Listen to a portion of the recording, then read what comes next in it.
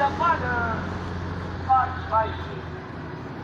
Si Jesus Christ lamang po ang tanging daan ng katotohanan at ang buhay. Wala pong makakaparoon sa Ama kung hindi sa pamamagitan niya ang sabi ng Bible.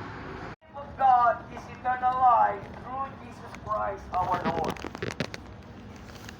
Dito po sa lugar po ng Mahogany, Tagaytay, nais po namin ipabatid po sa inyo na mahal po kayo ng Panginoong Hesus. Ganon din po, mahal din po namin kayo. Ayaw po ng Diyos at ayaw din po namin na ang